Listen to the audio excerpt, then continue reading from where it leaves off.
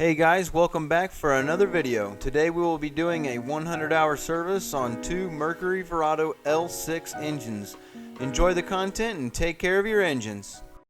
To start, we want to tilt the engines to a 45-degree angle to allow all of the oil to drain from the cylinders into the oil pan. Then we will clean this surface here and create directional funnels for the oil using the sides of the oil filter boxes and blue painter's tape.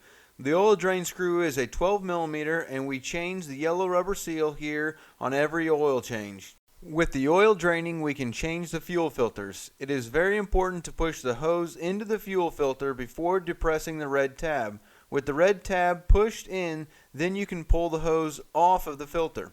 And for the red tops, I suggest getting the proper tool to remove them. You want to loosen the filter up, then push up on the bottom of the canister so you can pull it out and remove the filter. Install the new one with a little grease and then put the canister back.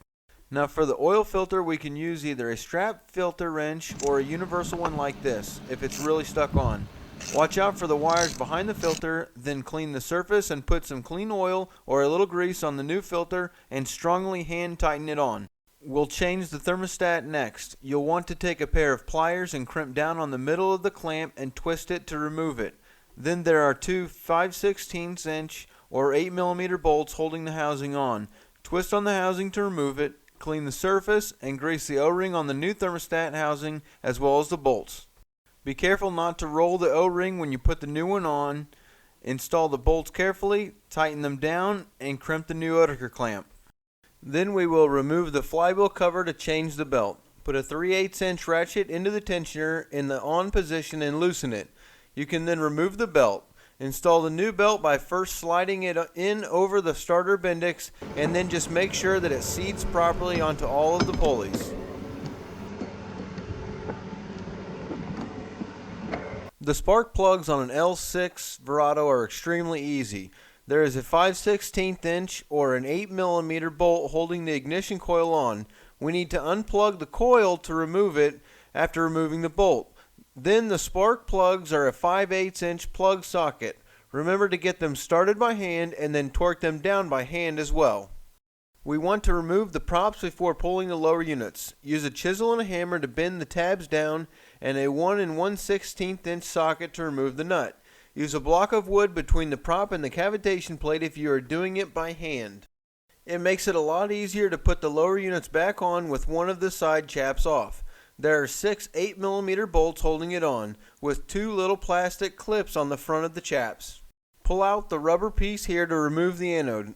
It requires a 1/2 inch socket. Then there are 4 3/4 inch nuts on the sides and one 5/8 inch or 11/16 inch bolt underneath the anode. Speaking of anodes, there is one here, 2 here on the lower unit, and then 5 down here on the bracket. When we put the lower units back on, notice there is a L stamped on the prop shaft of the counter rotation gear case.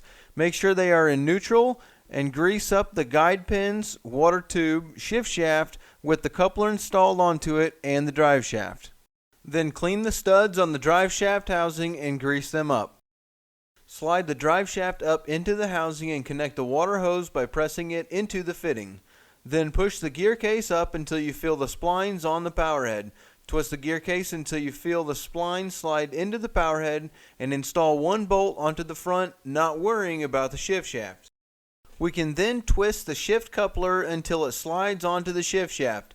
With the gear case in neutral, you should be able to move the shift shaft up and down like this.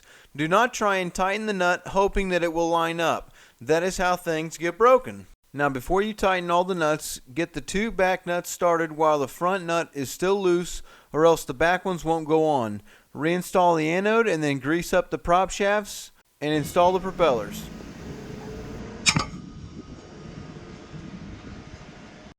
Don't forget to change the boat fuel filters, and now we can add the oil and finish the service.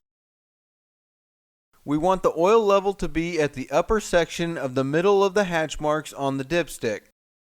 This completes the service of a Mercury Verado L6 motor. The lower unit service and water pump link is in the description.